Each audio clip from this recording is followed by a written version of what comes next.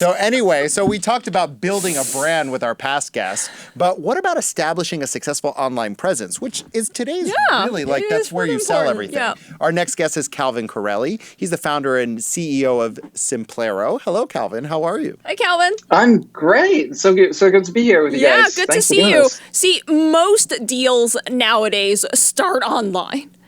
How do Right. you Oh, for sure. stand out while not paying a fortune to promote on Amazon or other platforms?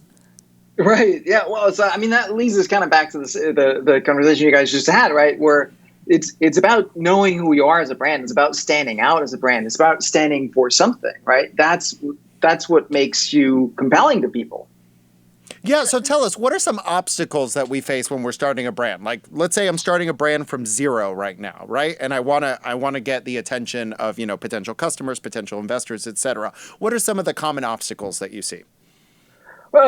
Mostly it's like people want to do everything by themselves. They want to try, think they have to figure everything out. Like I see a lot of people that are very hesitant to get the help that they need. That's like the number one thing. Like, get help, because there's so much stuff to figure out.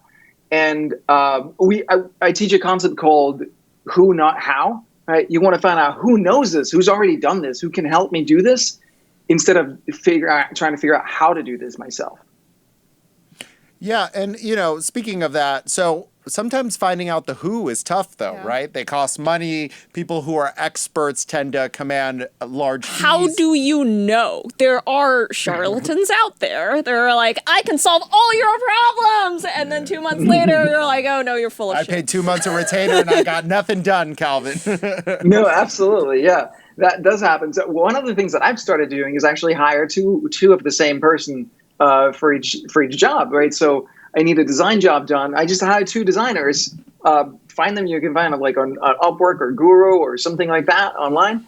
And then you try, and then you see, like, very quickly see, like, okay, this person I can really work with, this person not so much. So that speeds up the process a lot. And yeah, it does cost money to do that, but it costs money to start a business, which is why I also always recommend people start with high value, high price, right? Like, a lot of people want to be like, oh, I'm just going to start with something small, like a $20 ebook or like some kind of service, and they want to price it low. And it's much better to figure out what is the highest value I can add to people that have money to pay me, and then charge appropriately, because then you have more money to work with, and you can get that help. Calvin, I don't believe you're necessarily saying in this everything is online world where we should ditch storefronts altogether. What do you think about that? And if you think some people should keep storefronts, then who should keep storefronts? That's a good question. The move I see, if we talk like traditional brick and mortar retail, is that tends to sort of move into more of the brands, right? Like the Nike store uses it more as a branding thing, as a necessarily place to sell. I do think that's challenging. I'm launching a supplement company now. We're not going to do anything retail. We're not going to have our own retail stores, right? It's all going to be direct to consumer. It just makes more sense. You have more, like, costs are lower. You have way more control over your relationship with your customer. Calvin, what is the number one lesson you've learned from starting all these different types of businesses? And, every little world is different. What advice do you have for our viewers who have a business idea? Right. Your psychology is 80% of success. You want to, absolutely, you need to do what I call the outer work, right? The things, the setting up your where people can buy your stuff, your website. I hesitate to say website because I see a lot of people that overinvest in a website, and you kind of actually don't really typically even need a website to start a business. That's another conversation, but the what you want to do is sorry, I forgot.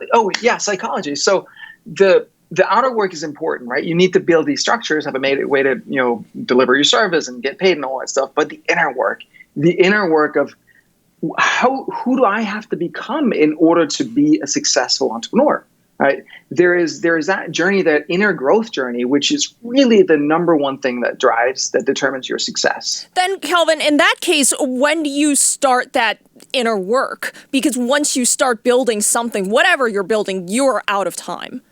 Should you be Right. doing that inner work 3 years before you want to build something? No, do it simultaneously. No, Do it like at the what I'm same saying time. is you don't have Right. time when you're trying to figure out which website to build. Right.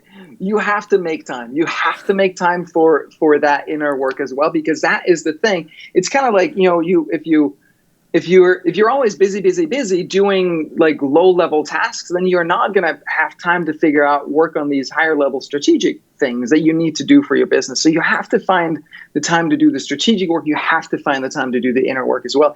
It's going to make you faster. It's going to pay off very quickly. Like next week, you're going to feel it, right? You feel it right away when you do that.